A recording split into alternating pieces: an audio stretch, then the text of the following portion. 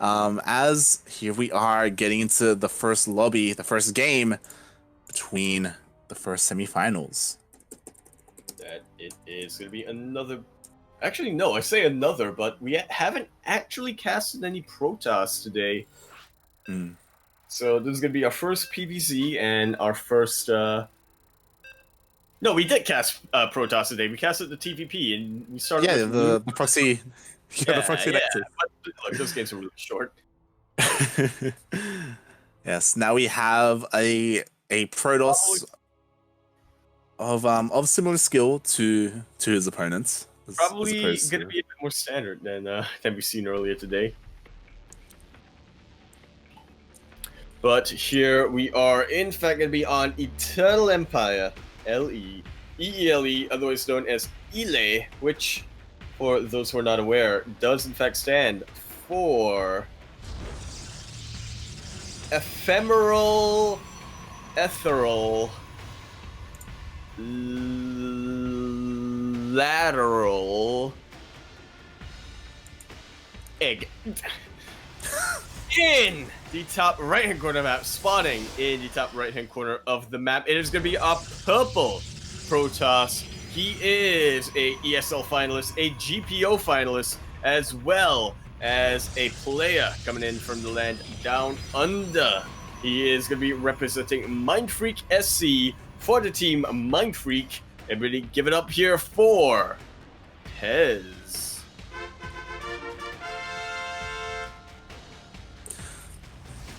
And spawning in the bottom left-hand corner of Eternal Empire LE, we have the Australian Zerg player, currently teamless, but sponsored by OSC Elite. We have Vivid.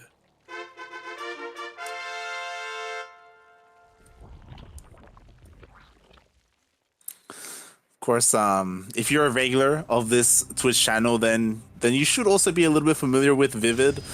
He has played in our tournaments for quite some time, and we familiar with Vivid, Light. And we quite often raid him at the end of our streams, as he does stream as well. He may even be streaming his run now. Actually, I'm not too sure. I can check that. Yeah. He's a good guy. He is based in Sydney, Australia. And yeah, he's been competing for quite some time. He only recently started streaming. I say recently, I think like later half of last year, like October-ish. He is streaming his point of view. There you go. So if you want to see his POV, do check him out.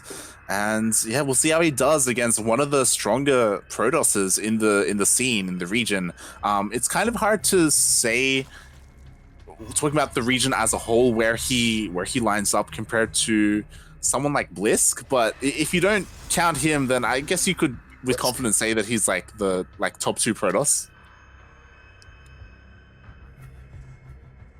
Something along those lines. Yeah, definitely the second highest Protoss player from Australia. And how shall I word this? He's definitely somebody who's overshadowed quite a bit by his peers, because again, when you think of Protoss, you think Probe. When you think of just Australian players in general, I think there are quite a number of names that come to mind before you get to Pezz. But yeah, it is really great that we get to see him a lot in these online events.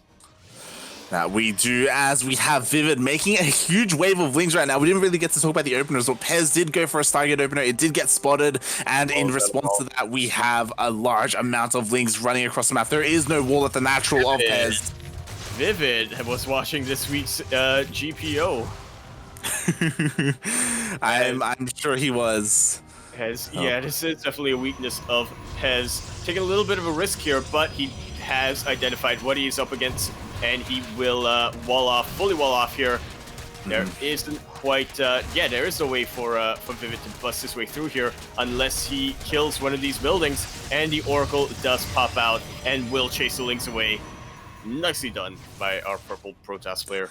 Yeah, just in time, the Oracle is able to come out and does help with the defense, so Pezz should be able to hold, especially with this shield battery finishing up, but the Oracle is out of energy. That it is. The shield battery starting to run out of energy itself here. This gateway is starting to get really He's gonna get the low. target, but the Oracle's gonna come out. The Oracle will come out. I think that Stargate should be a goner. There you go. That's pretty good damage coming out from Vivid, as now Pezz gonna be forced on gateway tech for quite a while. 2 Oracles, that's still something that you can make use of here. These Oracles aren't firing. These Oracles are not firing. Shield battery is being targeted on top of the these pylons here. Are there enough adepts here? There should just be enough adepts to chase these away. Sentry will be helping out as well. And behind this, there are no workers in production, just nothing but Lings. 30 Lings were in production, and Vivid, he's gonna keep trying to push through this, and he may be able to. He might just be able to bleed out enough of Pezz's army, but he knows that will put him in somewhat of a compromised position. He is not going to be going all in anymore. He's droning up. Getting these spores. He sounds so disappointed that he's droning up late. He's so behind right now. He is so far behind. He has 26 workers to the 42 of Pezz, and opting to drone up. This should have been a decision made earlier. He has made so many Lings, and we'll even see if they can do anything here at the natural of Pezz. Not quite. Not at all. Yeah. This is such a difficult position to be in, because Vivid, he was basically all in, and now he's trying to transition out. To be fair, he is joining up quite nicely with 3 hatcheries, and he does have spores protecting his bases, or at least 2 of his bases, but it's hard to say. Isn't that hard to say, Light? It's hard to say. I don't want to say it. I'm not saying it. I'm not saying it. I'm not saying it, Vivid. I feel like Pezz is really far ahead right now. He is very far ahead. Yeah. He is very far ahead. Are you happy? Are you happy I said it? What is happy? Happy is when Chappy. Happy is a European Russian player who now plays Warcraft 3. Well, I think he played Warcraft 3 a while ago, but now he is back in on it. He's back. Very nice use of front control on top of this Phoenix, trying to even tank a couple of spore shots, but the target firing from Vivid has been on point. Gonna be losing 6 drones, which, I mean, you wanna say it again, Light? I'm not sure. Yeah, 6 drones. That's such a rough loss, especially in the position he's in. To be fair, though, it does look like Vivid is getting ready for another all-in. He does have a lot of Banelings on the way. He does have Drop Alerts on the way as well, so he's looking to try and bust Pezz once again. But you know what, Light? I feel like if you just look at the worker count... Are we gonna see him? Are we gonna see some rain come down on this army? Gonna see some Bane rain? I feel like that's the best bet here for... Here we go. You see the Lings trying to come in, trying to just distract the army here of Pezz. Oh, the force was not good enough. The Banelings. Where is the target firing? Where is the target firing here? Pezz not able to take out the Drop Alerts, but he still has more than enough. The Banelings have just about been expended here, and these Lings have not done enough damage. Yeah, he still has 4 Banelings left in one of the Overlords, and looking to try and get a nice shot there. Pezz, he's aiming for the wrong one. The sentry's gonna go down, but... Yeah, one of the Banelings does unload, but unfortunately, not gonna be enough here. I think Pezz has just about done it. Yeah, he's done it. He has broken Vivid. There it is. GG. Pezz gonna be taking game number 1 here. Yeah, GG. Pezz up 1-0 in this best of 3. See if Vivid can bring it back. Of course, Vivid, he's a solid player, but at the same time, like he hasn't really made very deep runs. I think this is as far as he's gotten actually in an ESL Open Cup. I'm gonna have to double check that. Yeah, because these are the semifinals, and I don't think Vivid has ever gotten this far. When it comes to GPO, I know that once he did make it to the semis early on. But he also made it to the finals at some point. He did, yes.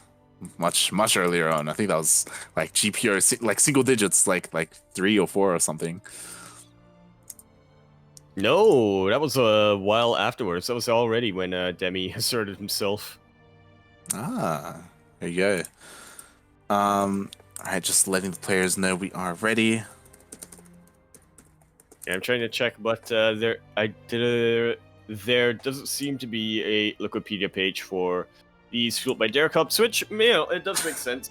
There are. Hold on, I'll check. Can't find them. Yeah. On Wikipedia, they are named differently. They are ESL Open Cup ANZ, as opposed. It's also not part of the main, the main space of the Pro Tour, which does make sense, as Fueled by Dare does not award ESL Pro Tour points. Yes, I'm just quickly skimming through, and yeah, this is as far as Vivid has ever gone in this tournament series.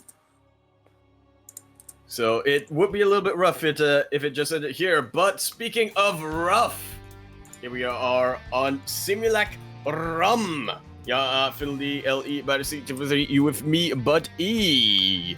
We are now gonna be hide your keys because you need to get ready to slap your knee.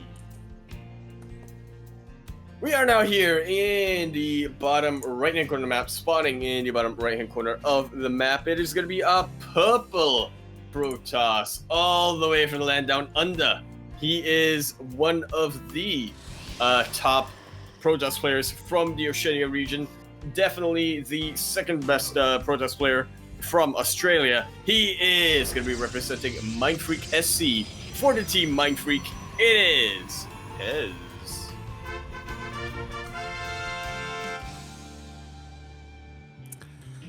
And spawning in the top left-hand corner of Simulacrum LE, we have the Australian Zerg player, currently down 0-1 in this best of 3. Can he bring it back? He is currently teamless, but sponsored by OSC Elite. He is Vivid.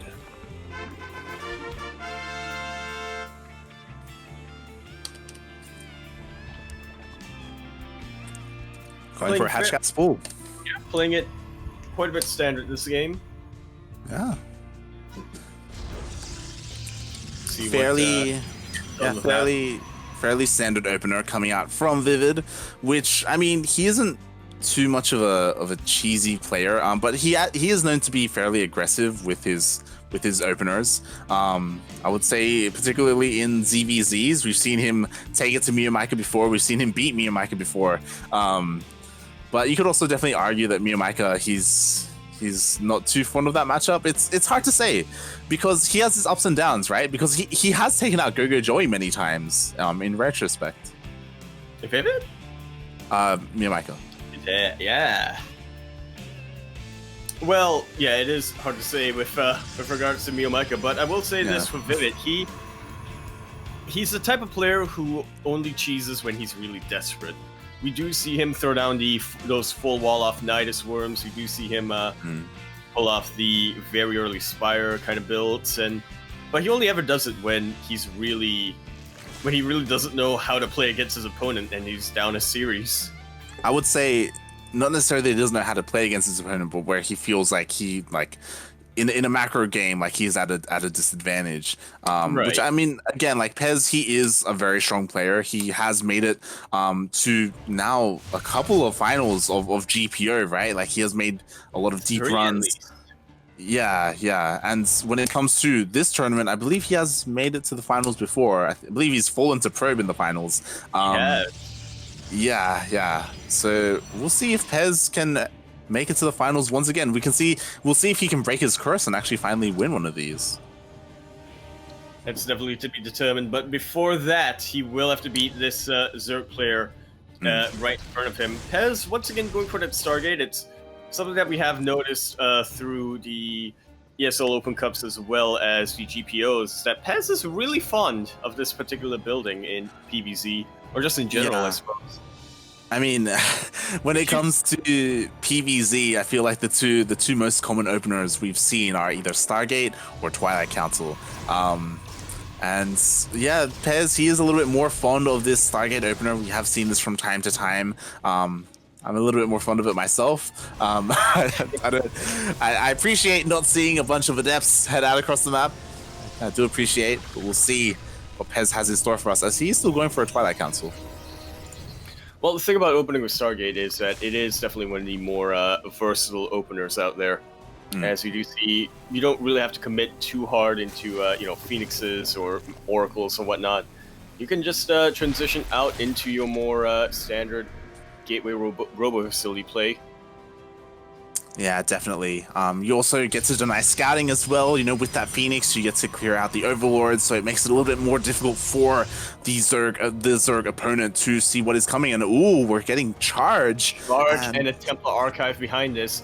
Yeah. This is a little bit more old school. This old Charged Archon type of build. Yeah. I think we're a lot more used to seeing a Dark Shrine in PvZ nowadays, as you don't need the Archons immediately. You can try to get a little bit of harassment done with those DTs, but now I guess Pezz is thinking, I just want to focus all of my minerals onto chargelets. I want to focus all of my gas onto Archons.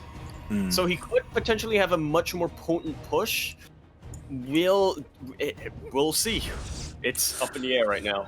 Yeah, it kind of depends on whether Vivid gets a scout off and he's able to prepare himself for what is coming, because at the moment he has no idea. He's trying to scout with Lings, doesn't get into the natural. His Overlords have been denied as well.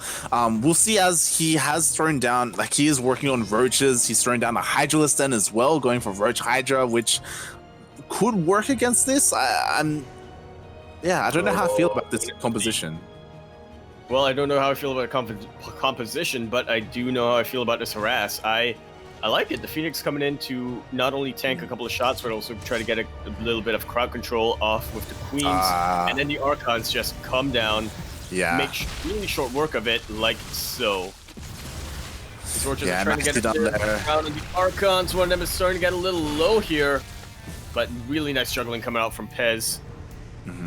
Be able to make it out there alive. Yeah, really efficient trade, and there we go. He went for a 104 fast lurkers. So his main army will be mainly composed of Roaches, and he's only getting a handful of Hydras just to turn them into lurkers. Yeah, I don't think we've actually seen this that much coming out from Pezz, but I do like what I see, but will it matter in the end? These charges, they are underrated aside from just having charge, but if he can get a nice round on top of these Roaches, and they're going to make short work of them.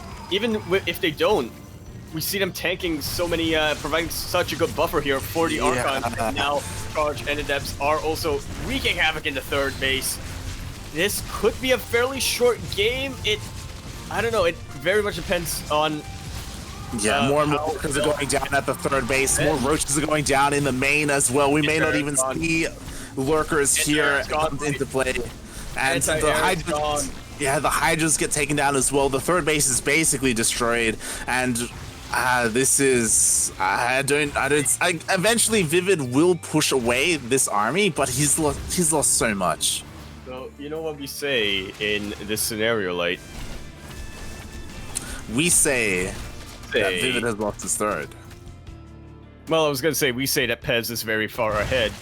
Oh yeah, definitely. Pezz behind this, he is getting his third base. Storm is on the way as well, and that's the advantage to his opener that he went for. Like, you were talking about Dark Shrine and how typically we see Dark Shrine into Archons, but because he went for an earlier Templar Archives, then we do have a faster Storm researching for the follow-up push. And I gotta tell you, Storm is indispensable when you're going up against Lurkers. Yeah. It really definitely helps. Not just Lurkers, but Hydralisk-based armies as well. Vivid, he did keep his Lurker Den alive, which is definitely a plus. He will have Lurkers defensively, and I will say that that's the one advantage that he has going for him. He still has that tech available, but with Storms, like, it may not even matter. To be fair, Storms don't deal that much damage to Lurkers. It does kind of depend on the positioning, how they are positioned defensively. Yeah, that very much will. It's kind of like tanks in that case, right? And it brings you back to that famous old saying, Lurkers, like tanks, but they've got shorter range. Yeah, they're kind of like tanks, but worse. So they are. Honestly, I'm kind of curious to see if we're going to see Lurker drops. Like, why not? In the situation when you're Vivid, like, when you're so far behind, it's like... I think we will. I have a feeling that we will, funnily enough, because if there's ever a player who would go for Lurker drops or just drops in general in as a Zerg player, it would be Vivid. Yeah, so we'll see if that comes into play. Yeah, he's just not too confident of his defenses right now, so he's keeping the Lurkers at home, which he should be. This is, without a doubt, the correct call to make. Yeah. These Lurkers are unupgraded, so they do take a while to burrow, and they will be lacking range. I am very worried right now for our Australian Zerg player, Light. They are nicely spread, but despite that, there are just so many High Templars. So many Storms are available for Pezz right now, and we'll see how this engagement goes. Well, Pezz is going to be backing away from that ramp. He does not want to run directly into those spines, but the good old Revelation there will reveal just about all of them. The rest do get revealed once again. There is still one Lurker. If it targets on the Templar, that could just be gone game. Please. Templar, you got to target the Templar. Vivid is trying to, but not quite fast enough. Yeah. All the Lurkers do go down, and here we have Pezz pushing through. GG's call.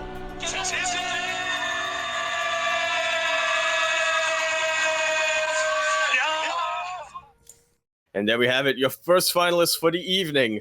Not the first time he's been here, but definitely a better time to be here. It is going to be Pezz.